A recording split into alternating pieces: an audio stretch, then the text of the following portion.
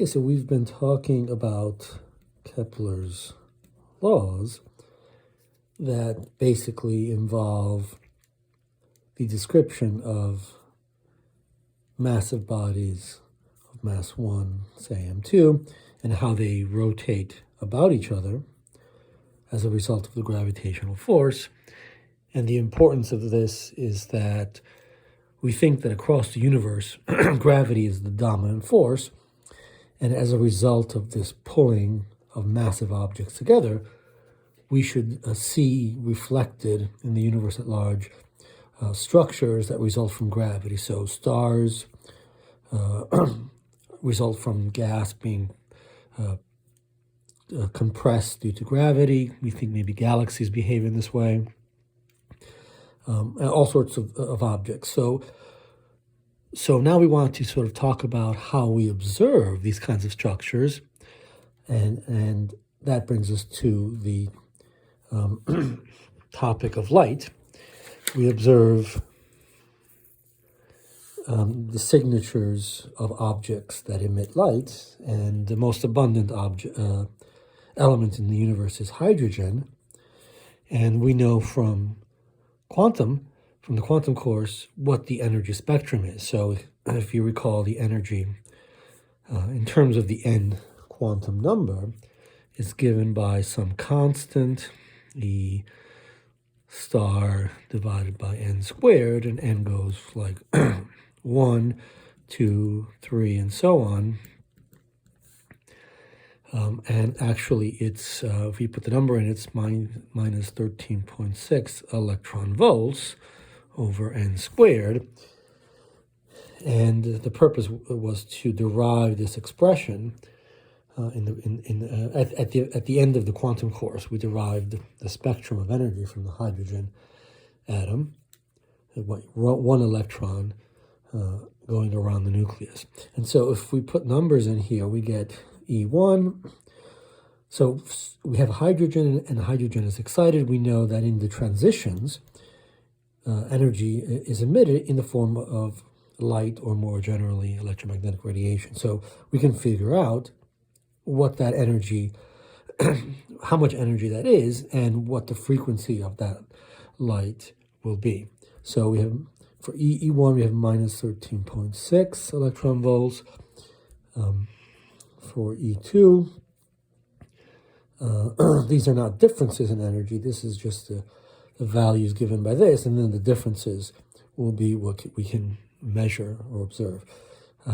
This is n is 2, so that's 4. For E3, we have minus 13.6 over 3 times 3 is 9. And for E4, we have minus 13.6 over 16. Now we can consider differences in energy. So let's think about the difference in energy from 2 to 1. How much energy is that? 2 to 1, it's 13.6 electron volts times 1 minus a fourth, and that gives us 3/4 times 13.6 electron volts. That is 10.2 electron volts.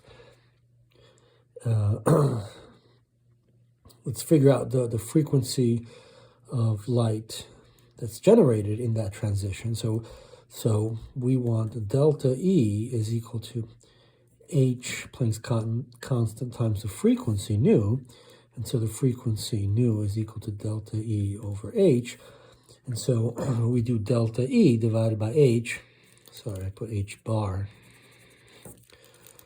Divided by H. And so H is, what's the value of H here? 4 times 10 to the 15 or something like that. And so here we get, so frequency-wise, we get, we divide this by H, and we'll get something like 2 times 10 to the 15 inverse seconds.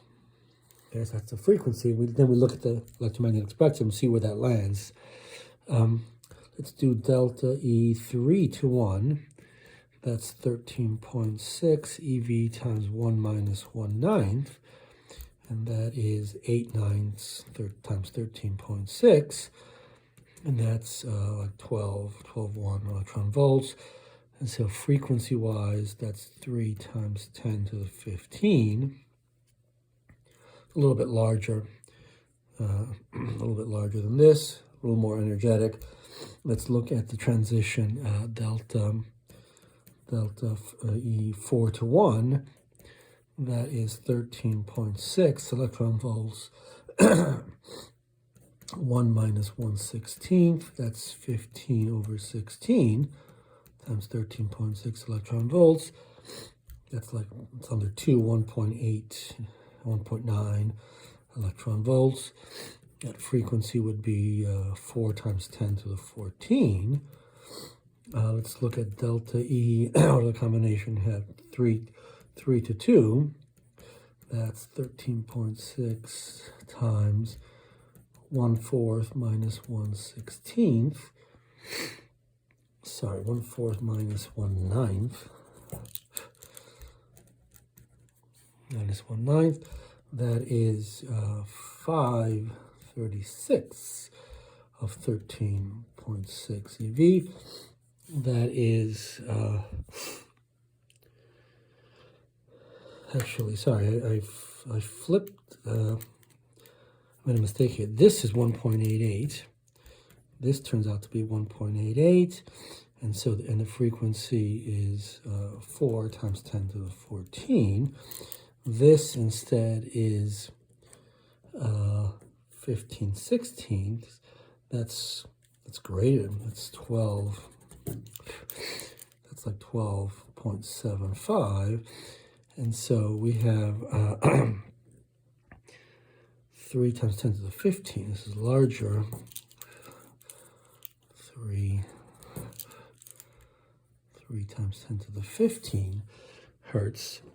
And then we can do delta E 4 to 2, and that's 13.6 times 1/4 minus 1/16. That is 3/16 times 13.6 EV. That gets us 2.6 or so EV, and the frequency there becomes 6 times 10 to the 14 hertz. And from the electromagnetic spectrum, we know that 10 to the 16 is ultraviolet radiation. 10 to the 18, now we're talking about X-rays.